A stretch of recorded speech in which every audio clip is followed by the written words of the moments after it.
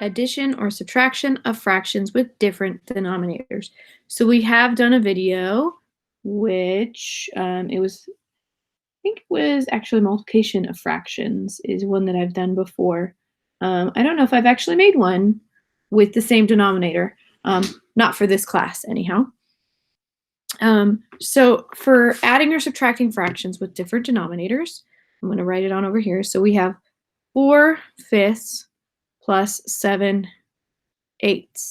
And we need like denominators. The reason for this is, and I've talked about this in another fraction video, I think it was multiplying fractions, but the bottom of a fraction is just how many pieces are possible. And I always like to think of a pizza, and I know that's a very oddly shaped pizza, but we're going to pretend like that's round. So if I divide this pizza up into 5 pieces, one more, and please pretend like those are all the same size pieces. I'm not terribly great at drawing with this program, but we have 5 pieces here, right? I'll draw right on top of this one. All right, so we have 1, 2, 3, 4, 5 pieces. And on this one, we have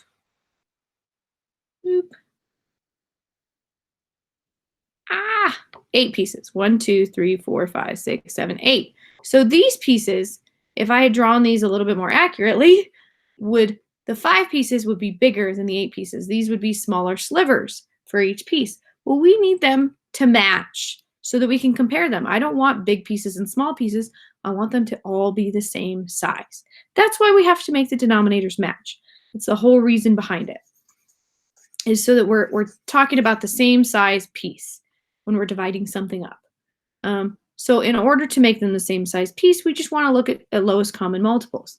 So if I go 5 and 8 and I start doing multiples, I have 5, 10, 15, 20, 25, 30, 35, 40, 45. All right, now I'm going to do 8. So I have 8, 16, 24, 32, 40. I just noticed, didn't mean to make that mark, that I have a 40 in this one and I have a 40 in this one. Once I have something that matches, I can stop. I don't need to keep going. So the reason for multiples is to find out what matches. Now I can also simply just do this and say, I'm going to multiply these two together, because I know if I multiply them together, then they're both a multiple of that number because I use them to multiply. In this case, I do end up getting 40. Sometimes it's not the lowest common multiple when you multiply them together, but that's still okay. It just means we have a little bit more reducing to do. So however it is you get the like denominator is perfectly fine. You can do your list of multiples to get your lowest common multiple, or you can just simply multiply the two denominators together to get your lowest common multiple. So in this case, it's going to be 40. And that would either multiplying them together or doing the lowest common multiple, I get 40 either way, because 5 times 8 is 40. So what I need to do is, what did I multiply 5 by? Whoops, I did that arrow backwards. I need to erase that line. What did I multiply 5 by to get to 40? I multiplied by 8. So I have to do the same thing to the top. I have to multiply by 8. So 4 times 8, I get 32. So now I'm going to look at this one. What did I multiply 8 by to get to 40? I multiplied by 5. I have to do the same thing to the top, multiply by 5. So I multiplied by 8 in this fraction, I multiplied by 5 in this fraction. So it's not the same thing throughout the whole problem, it's per fraction. What did I change on the bottom to get this number? I have to make the same change on the top. So 5 times 7, I get 35. So I'm going to rewrite this just so it's a little easier to look at without all those arrows. So I have 32 over 40 plus 35 over 40. And I want to add those two together. So 32 plus 35, I end up with 67 over 40. And if I scroll down on this explanation page, they've done the same thing. They didn't give you all the pieces as far as the multiples, sorry. the multiples list over here. That's the pieces they didn't give you. So they just automatically said, well, I'm going to multiply by 8 and I'm going to multiply by 5 on this one. So they just went and said the lowest common multiple of 4/5 and 7/8 is 40. And then you can click on Y, and they actually show you the multiples list in here if you wanted to see the Y. And there's even a little video that you can play to show you the multiples list going forward on that one. Want to close that page. Okay, so they get their 67/40ths. And because we want to write it in simplest form, it says the fraction 67/40 is the simplest form. We can also write it as a mixed number 1/27th, 1 and 27/40. Sorry, saying it wrong. So they're actually going to accept either answer here.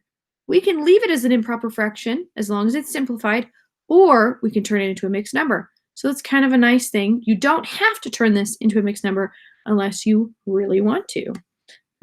So let's go ahead and get started here. Erase all this. Make my eraser a little bigger so that erasing goes a little faster. Okay. So we're going to go on here and we're going to go 5, 6 minus 4/9.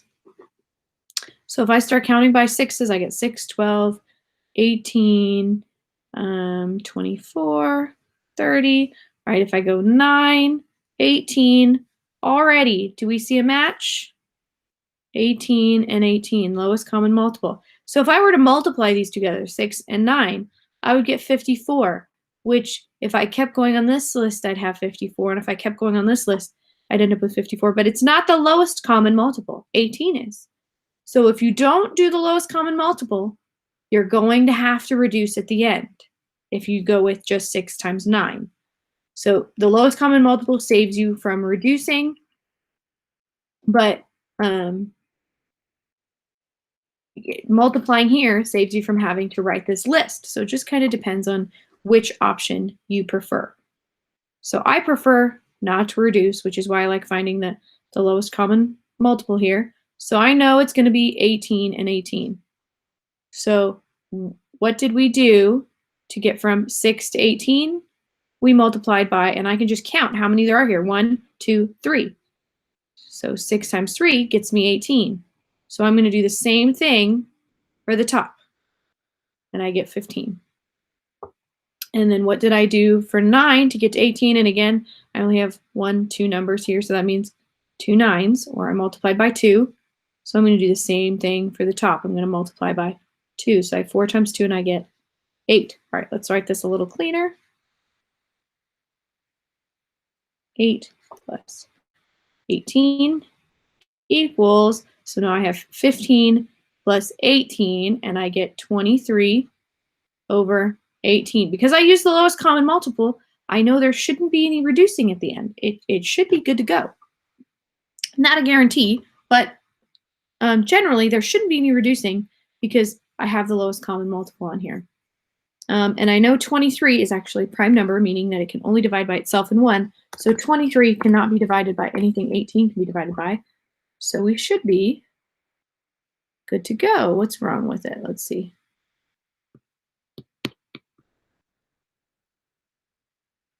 Did I multiply wrong? 6 times 3 times 3. Oh, what did I do? I put, and this was just a silly, I wasn't paying attention mistake. So I put a plus sign there, but it should be a minus sign. The problem is minus, not plus. So I should be I should be subtracting, not adding those two numbers. So I want 15 minus 8, so I get 7/8. So that was just an oops on my part, not paying attention. And oopses happen. Don't get upset. Just keep going and take a look and say, what happened? I did all my math right. And then make sure, like I just did, oh, there was a minus sign here, and I, for whatever reason, put a plus sign. So click recheck. And ta-da, that was the entire problem. It was just an oops. I put the wrong symbol there. So I'm going to make this a little bigger because this will go a little faster erasing. See? All right. So now we're going to go 3, fourths minus 4 sevenths. All right, so we're going to do that same thing. We're going to go 4, 8, 12, 16, 20. And in this case, I'm doing the smaller one. It actually might be easier if you do the larger one because you make larger jumps. So you can see really quickly it's 7, 14, 21. So I know they still don't match. I'm going to go to the next one, which is 28.